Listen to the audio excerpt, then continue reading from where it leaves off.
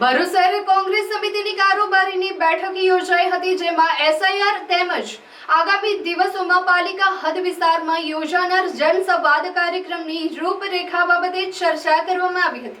સાથે જ કોંગ્રેસની વિચારધારાથી પ્રેરિત બીટીપીના આગેવાનો અને કાર્યકરોએ કોંગ્રેસનો ખેસ ધારણ કર્યો હતો।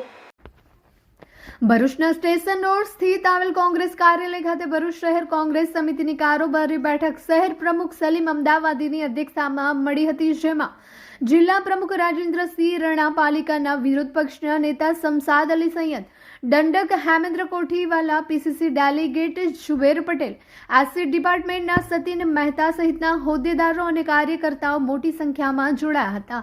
કારોબારીમાં હાલ ચાલી રહેલ એસઆઈઆરની કામગીરીમાં મતદારોને પડતી મુશ્કેલીઓ બાબતે ચર્ચા કરવામાં આવી હતી અને કોંગ્રેસ પાર્ટીમાંથી બનાવેલ બીએલઓને સાથે રાખી મતદારોને પડતી મુશ્કેલીઓનું નિવારણ કઈ રીતે લાવી શકાય અને સહેલાઈથી મતદારોના નામ મતદાર યાદીમાં સામેલ થઈ શકે તે દિશામાં પ્રયત્નો હાથ ધરવામાં આવી રહ્યા છે। સાથે સાથે આગામી દિવસોમાં પાલિકા હદ વિસ્તારમાં જનસંવાદ કાર્યક્રમનું આયોજન કરવામાં આવી રહ્યું છે। કોંગ્રેસના આગેવાનો અને કાર્યકરો વોર્ડ દીઠ કાર્યક્રમ કરી સત્તા પર બેઠેલ ભાજપ દ્વારા લોકોને પડતી તકલીફો, લોકોની સમસ્યાને જાણવાના પ્રયાસો કરવામાં આવશે અને નિરાકરણ તરફ આગળ વધશે। તો બીજી તરફ કોંગ્રેસ વિચારધારાથી પ્રેરિત થઈ બીટીપીના કેટલાક આગેવાનો અને કાર્યકર્તા શૈલેષ વસાવા, મહેશ વસાવા, કનુભાઈ વસાવા, ભીમરાજ મોરે, લક્ષ્મી વસાવા, સબ્બીર અહમદ સહિત 25 જેટલા કાર્યકરો જોડાયા હતા અને જનહિતના મુદ્દાઓને વધુ બુલંદ કરવાનો નિર્ધાર કર્યો હતો અને એકી અવાજે જન વિરોધી ભ્રષ્ટ શાસનને ઉખાડી ફેંકવા હાકલ કરી હતી। મારું નામ શૈલેષભાઈ ચીમનભાઈ વસાવા। આજ રોજ અમે શહેર પ્રમુખ સલીમભાઈ અમદાવાદીની નેજા હેઠળ અમે કોંગ્રેસ સમિતિમાં જોડાયા છે। સાથે એમની ખભે મિલાવીને અમે કામ કરીશું એ અમે બાંયધરી આપીશું। વર્ષોથી પ્રશ્નો સાથે જોડાયેલા છે, જમીની પ્રશ્નો સાથે જોડાયેલા છે, એવા શૈલેષભાઈ વસાવા અમારી સાથે જોડાયેલા છે। એમનો આજે અમે આ તકે અભિવાદન કરીએ છીએ। મહેશભાઈ વસાવા જોડાયેલા છે, એનું પણ અમે અભિવાદન કરીએ છીએ। લક્ષ્મીબેન વસાવા પણ અમારી સાથે જોડાયેલા છે અને સાથે સાથે એમના સાથી કાર્યકરો 20 થી 25 અમારી સાથે જોડાયેલા છે, એનું અમે અભિવાદન કરીએ છીએ ને આવનાર સમયમાં કોંગ્રેસ સાથે એ જોડાઈને કોંગ્રેસને મજબૂત કરશે, લોકોના પ્રશ્નોની વાચા આપશે એવી આશા રાખું છું। ને આગામી સમયમાં જનસંવાદ કાર્યક્રમ સાથે વોર્ડ વાઇઝ અમે જઈને જે પણ લોકોના પ્રશ્નો છે એને વાચા આપીશું ને આવનાર નગરપાલિકામાં જેવી પ્રશ્નો છે એની અમે મેનિફેસ્ટો બનાવીને લોકોને આશ્વાસન આપીશું ને આ સિવાયના ઘણા સમાજના લોકો કોંગ્રેસ સાથે જોડાવા તૈયાર છે।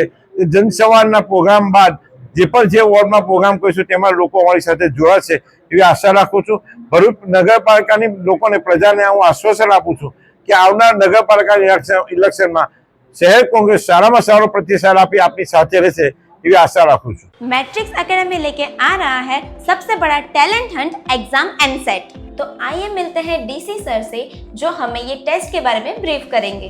ये जो टेस्ट है एमसेट जो है ये 6 to 12th स्टैंडर्ड के स्टूडेंट्स के लिए है और इसमें बच्चों को मोटिवेट रखने के लिए कैश रिवॉर्ड्स भी हैं अप टू 2 लाख प्लस।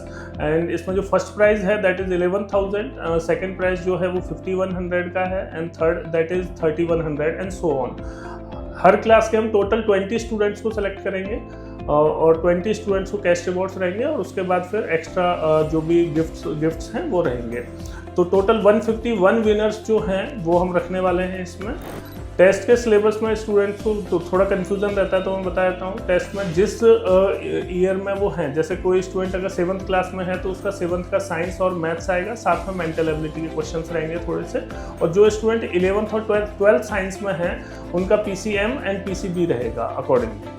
ये एग्जाम 2 फेज में है। 21 दिसंबर 2025 को फर्स्ट फेज और 18 जनवरी 2026 को सेकेंड फेज है।